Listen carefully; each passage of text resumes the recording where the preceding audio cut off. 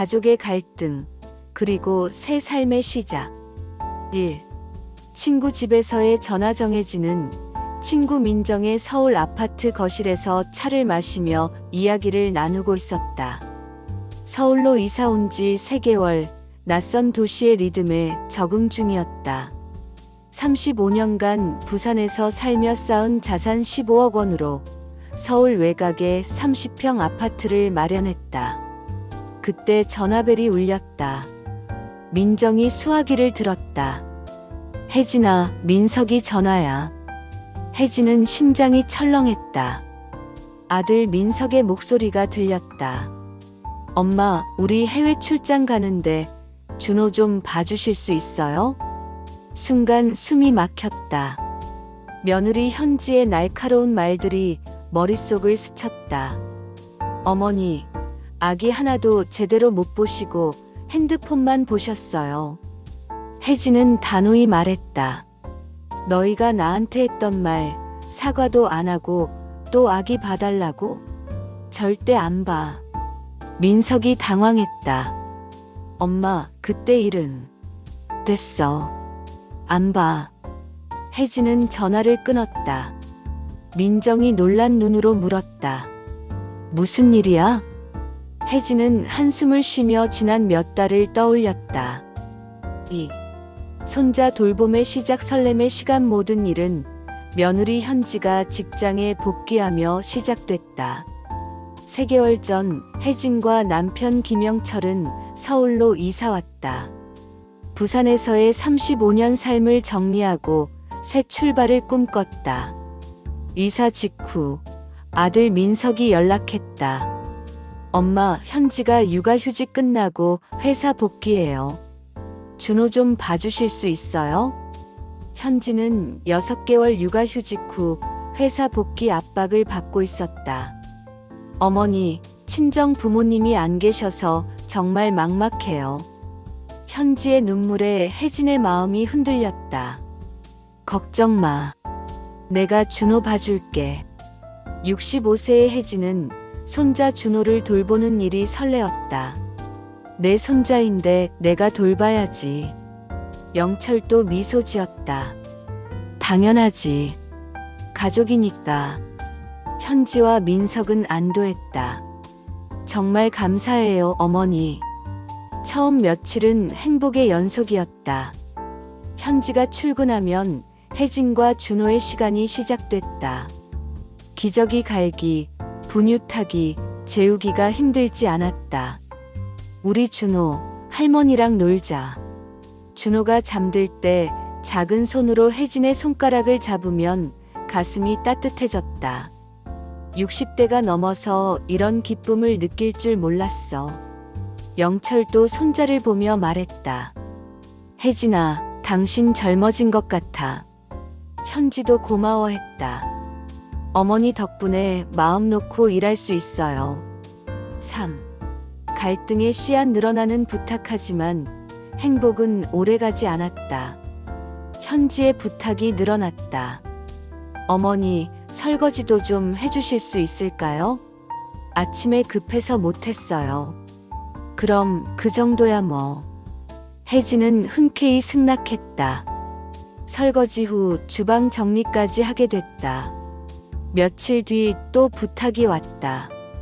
어머니, 바닥 청소도 부탁드려요. 준호가 기어다니니까 깨끗해야 해요.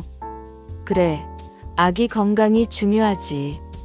혜진은 청소기를 돌렸다. 요구는 점점 늘었다.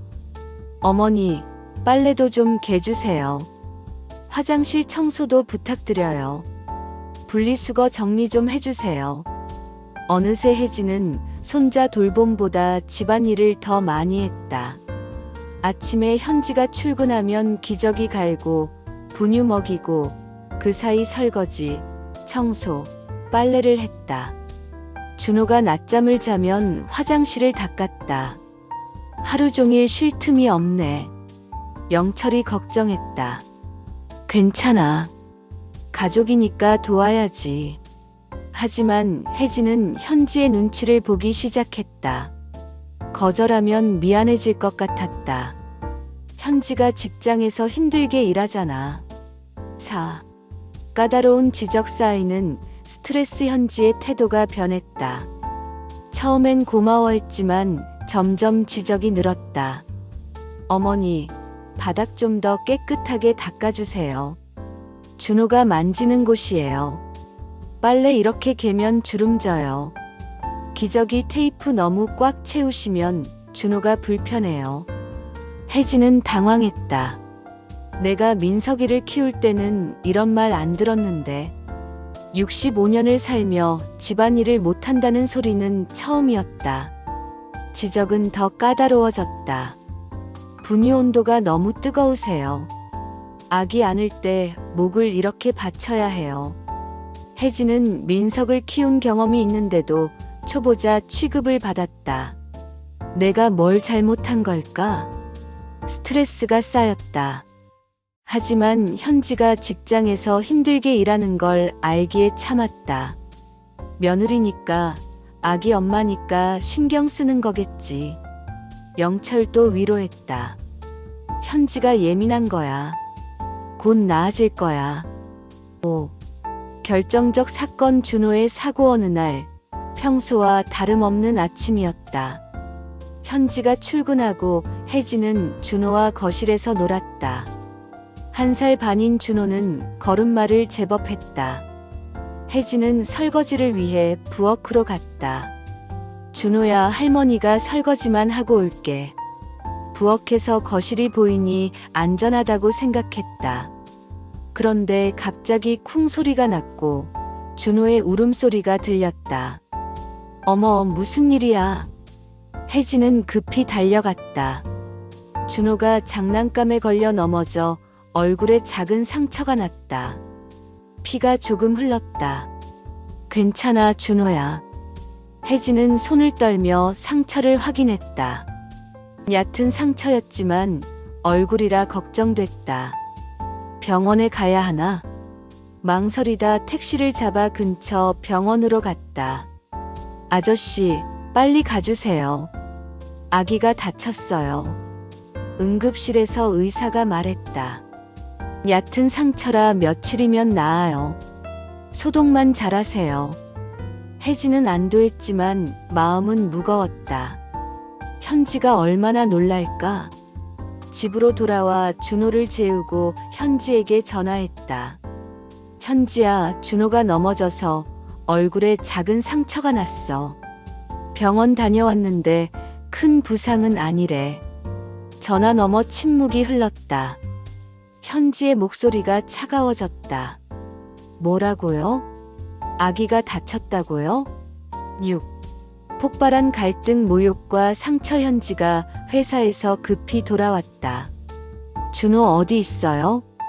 방에서 자고 있어. 조용히 해. 현지는 방으로 달려가 준호의 상처를 확인했다. 이게 뭐예요? 이렇게 상처가 났는데 작다고 하셨어요? 혜진은 설명했다. 의사 선생님이 며칠이면 낫는다고 했어. 하지만 현지의 분노는 멈추지 않았다. 설거지 하시느라 아기를 두고 계셨어요? 부엌에서 거실이 다 보여. 순간이었어. 현지의 목소리가 높아졌다. 어머니, 아기 하나도 제대로 못 보시고 핸드폰만 보셨어요. 혜진은 충격받았다. 핸드폰? 내가 언제 핸드폰을? 홈캠으로 다 봤어요. 소파에 앉아서 핸드폰 하시는 모습이 몇 번이나 나와요. 혜진은 억울했다. 연락 확인을 위해 핸드폰을 잠깐 본 적은 있지만 하루 종일 붙잡고 있지 않았다. 현지야, 그런 말 하지 마. 내가 준호만 보고 있었어. 하지만 현지는 멈추지 않았다. 청소도 제대로 안 하셨어요. 장난감이 널려 있는데 왜 정리 안 하셨어요? 혜진은 매일 집을 닦고 정리했는데 이런 말을 들으니 기가 막혔다. 너 지금 뭐라고 하는 거야? 내가 매일 청소하고 빨래하고 얼마나 바빠. 현지의 말이 더 심해졌다. 어머니, 솔직히 실망이에요. 아기 안전이 제일 중요한데 이렇게 방심하시면 어떻게 해요? 방심? 내가 언제 방심했어? 준호만 생각하며 살았는데. 혜진의 목소리가 떨렸다. 현지는 계속했다. 어머니, 나이 핑계 대지 마세요. 아기를 이렇게 아무렇게나 보시니까 이런 일이 생기는 거예요. 65년을 살며 이런 모욕을 당한 적 없었다. 특히 30대 며느리에게서. 혜진의 가슴에 분노와 상처가 밀려왔다. 현지야, 그만해. 하지만 현지는 멈추지 않았다. 어머니, 제가 부탁드렸던 건 아기 돌보는 거였어요. 그런데 이렇게 대충 하시면. 대충? 내가 대충 했다고. 혜진은 더 참을 수 없었다. 됐어. 더 말하지 마. 혜진은 방으로 들어가 가방을 꺼냈다. 손이 떨렸지만 마음은 단호했다. 어머니, 뭐 하세요? 현지가 당황하며 따라왔다. 보면 몰라. 나갈 거야. 혜진은 옷과 세면도구를 챙겼다.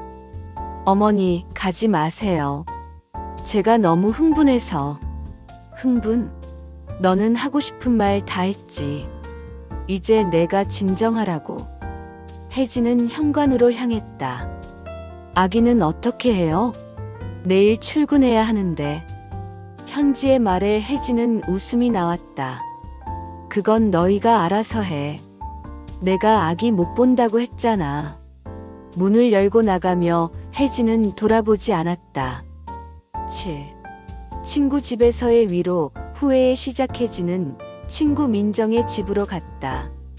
민정이 문을 열자마자 혜진의 표정을 보고 놀랐다. 혜진아, 무슨 일이야? 혜진은 민정의 품에서 눈물을 쏟았다. 65년 살면서 이렇게 억울한 적 없어. 민정은 차를 내오며 위로했다. 현지가 너무 심했네. 그래도 가족이니까. 가족? 가족이 나를 이렇게 모욕해?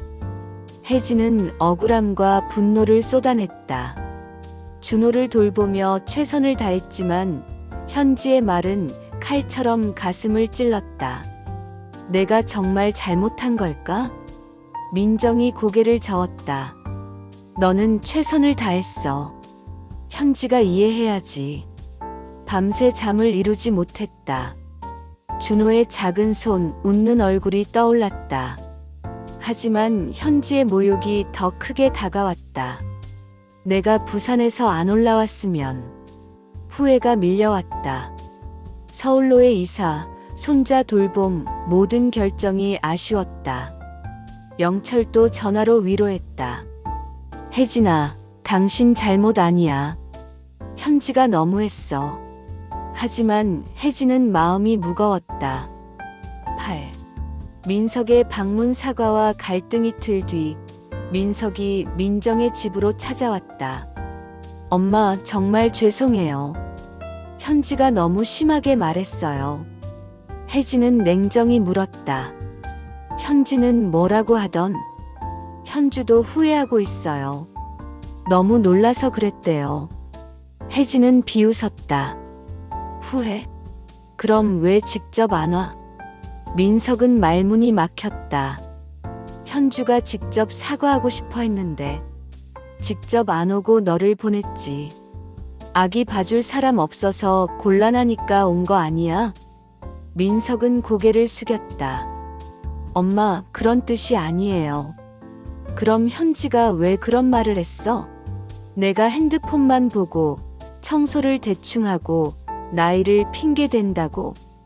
혜진의 목소리가 떨렸다. 민석은 대답하지 못했다. 엄마, 현주가 직접 사과할게요. 됐어. 사과한다고 내가 용서할지 모르겠어. 혜진은 단호했다. 민석은 결국 돌아갔다. 민정이 말했다. 혜진아, 그래도 손자는 어떡해? 준호는 그리워. 하지만 내 자존심이 더 중요해. 9. 현지의 전화 미완의 사과 일주일 뒤, 민석이 다시 전화했다.